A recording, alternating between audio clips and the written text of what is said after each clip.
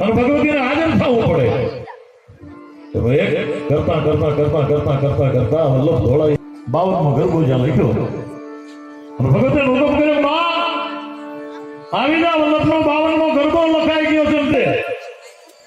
અને તે દિવસે ગરબાની જ્યાં વલ્લભે શરૂઆત કરી, માએ જ્યાં ગરબો હાંફળ્યો, તરત જ માની ભ્રગોટીનો મરોડ પટલાનો કરકરતા તેલમાં જેમ પાણીનું ટીમો પડે અને જેમ ઝાડ લાગે છામ છામ છામ છામ છામ ગાંડી મોટી મોટી લાલ થવા અને ધ્રુવેલ તારાજી રાજ બની ગરબો ફાડી નાખ કે માં વલ્લભનો ગરબો ન ફાટે કે રહેવા દે વલ્લભ. માના દીકરો કોઈ અંગ ઉપંગના વર્ણન ન કરી શકે, વલ્લભ ગરબો ફાડી નાખ.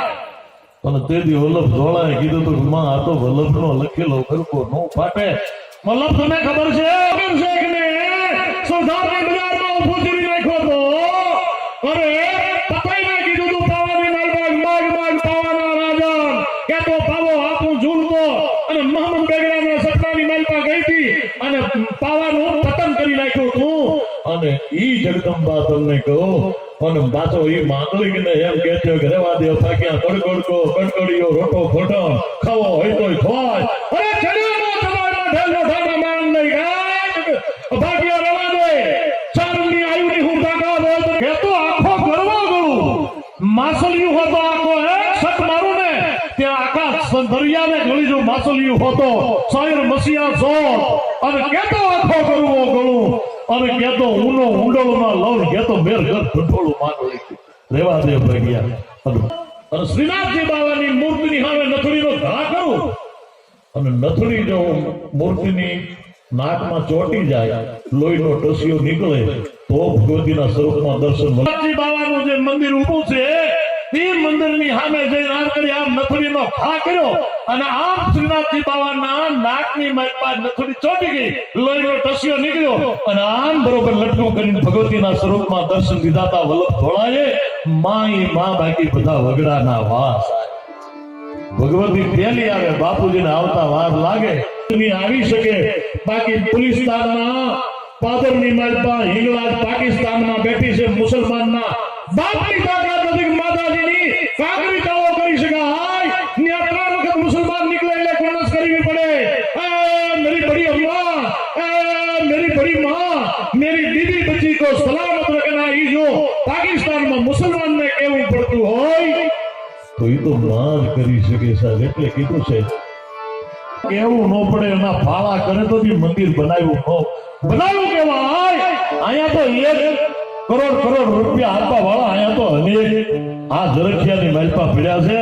આ તો કાનજી ભૂટાને પણ કેવું પડે કે ઝરખિયાના ઝાપા જેવી દાઠી સાહેબ.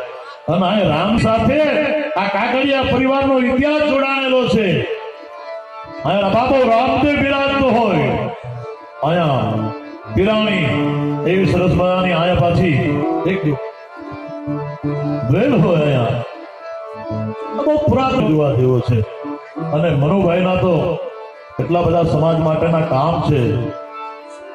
એવો મર્દ માણો છે, મર્દ શ્રી શિફાર મને મર્દ બહુ લી પરિતાને મર્દ ખિલાવે થાય.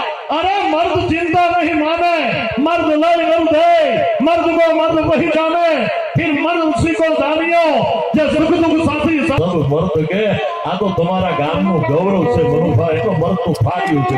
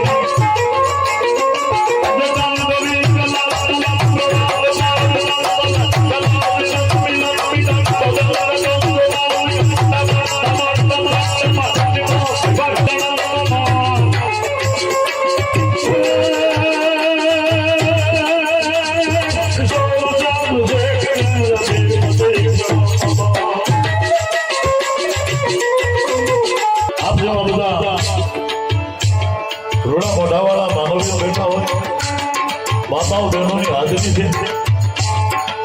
દીકરીઓના કેવડા મોટા ત્યાગ અને સમર્પણ આ ભારત વર્ષની ધરતી ઉપર છે.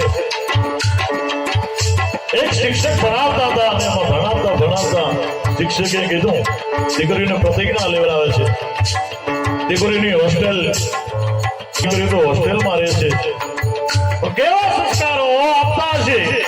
માસ્તરે કીધું કે દીકરી પ્રતિજ્ઞા લ્યો, मैं वीरांगना बनूंगी, मैं मर्द बनूंगी, मैं सुरवीर बनूंगी. દીકરીઓ મોઢેથી માસ્તર બોલાવે, દીકરીઓ બોલે છે.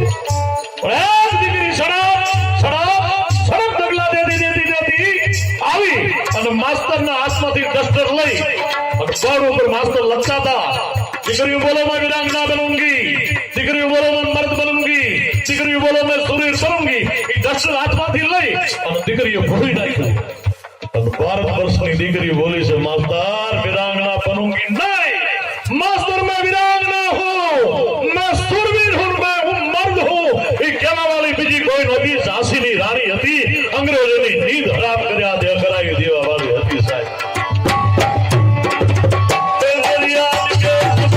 34 વર્ષની ઉંમરે આદિ શંકરાચાર્યજીએ દિગ્વિજય પ્રાપ્ત કરી લીધો હતો. તમામ શાસ્ત્રો જેને કંઠસ્થ કરી લીધા હતા, અભ્યાસ કરી લીધો હતો. 34 વર્ષની ઉંમરની અંદર શંકરાચાર્યજી એમ કહેતા હતા કે શિવ તત્વ એક જ છે, શક્તિ જેવું વિશ્વની માલ પર કોઈ તત્વ છે જ નહીં. એમ કરતા 7-8 સંતોની હારે શંકરાચાર્યજી નીકળ્યા છે. એમાં તાવ ચડ્યો, 15 દિવસના ઉપવાસ થયા અને એમાં મયારણ મય વેચવા માટે નીકળી છે. લેવું કોઈને મય, લેવું કોઈને મય. અને આદિ શંકરાચાર્યજી એમ કહેતા હતા શક્તિ જેવું તત્વ કોઈ છે જ નહીં, શિવ તત્વ એક જ છે. મયારણ બાઈના ગોવા માટે ગોવાળ